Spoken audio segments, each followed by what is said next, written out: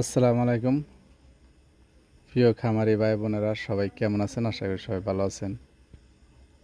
প্রিয় দর্শক, এই যে আমার এই খামারটায় দেখতে পাচ্ছেন ছোট বড় নিয়ে 4টে গরু আছে বর্তমানে। তো এই খামারটা দিছি আমি 30টা গরু বাঁধার জন্য, জায়গা আমার এখানে আছে।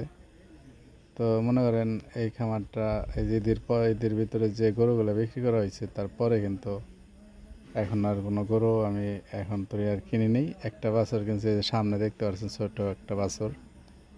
এটা লটারি সিস্টেম কিনছি, খুবই ছোট। মনে করেন এটা 2-3 বছর দেখি, যদি আল্লাহ বাঁচায় রাখে, বাইচে থাকে, পরে দেখা যাবে এটা কী হয়।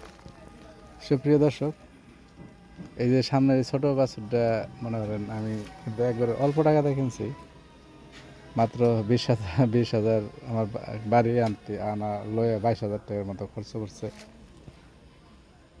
তো এই বছরটা মনে করেন 2টা বছর হয়ে গেলে কিন্তু 3 গুণ হইব, কমসে কম 7 থেকে 10 গুণ হইব।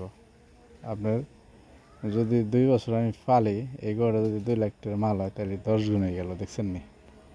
তো যদি আল্লাহ এটার বাঁচায় রাখে, আর না বাঁচায় রাখলে তো কোনো গল্প নাই। দুনিয়ার সবাই মরণশীল, একদিন জন্মাইছে যত মরতে হইবে। যদি আল্লাহ হায়াতে বাঁচায় রাখে, 2 বছর পরে যদি দেখবেন অনেক টাকার মাল হইব, ম্যাক্সিমাম 1.5 থেকে 2 লাখ টাকার মাল হয়ে যাইব ইনশাআল্লাহ, আল্লাহ যদি চান। তো সুপ্রিয় দর্শক, অনেকজনে মনে করতে পারেন আমি এই যে এত ছোট একটা বাছর কেন কিনলাম। আমি কিনলাম ওই যে ওইটা মনে করেন এই বাছরটা মনে করেন আমার চয়েস হয়েছে, ভালো লাগছে। দ্বিতীয়তে এই ছোট বাছর আপনি যদি বাইসে থাকে, তাইলে মনে করেন এটা আপনার লাভ পুরোটাই পাবেন। এই বাছরটা আমি যেমন 20 বা 22,000 টাকাতে আমার কিনা হয়েছে, দেখা যাইতেছে এটা যদি 2 বছর পরে আপনি 1.5 লাখ টাকা বেচেন, ব্যক্তি লাভ। তো যাই হোক বন্ধুরা, এই যে আমার খামারে ঈদের পরে আর কোনো গরু এই পর্যন্ত হাটে থেকে কিনা হয় নাই। তো এই 3টে বড় গরু আছে, আর একটা হলো বাছুর আছে। তো যাই হোক, এই 4টা ছোটো বড় 4টা গরু নিয়ে আসছি। সুপ্রিয় দর্শক, আপনারা যারা গরু লালন পালন করবেন, একটা জিনিস মাথায় রাখবেন, প্রথম ঘাস রোপণ করবেন, দ্বিতীয়তে গরু কিনবেন। গরু কিন্তু কিনলে আপনার খরচ শুরু হয়ে গেল। আপনার বাড়ির যে টাকা খরচ না হয় গরুর পিছনে, তার চেয়ে ডাবল টাকা খরচ হয়। এটা সবসময় মনে পানে এটা ধারণ করবেন। প্রথম ঘাস পরে গরু, প্রথম ঘাস পরে কি গরু।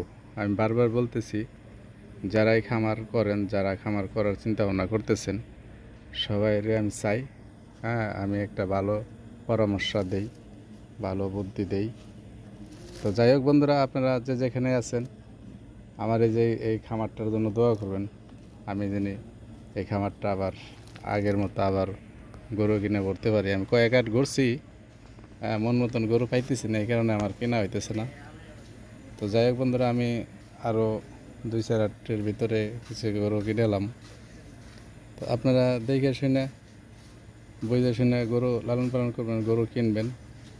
আর আমার এই চ্যানেলটা সাবস্ক্রাইব করবেন, লাইক করবেন, আর নিজের শরীরের প্রতি খেয়াল রাখবেন। আসসালামু আলাইকুম।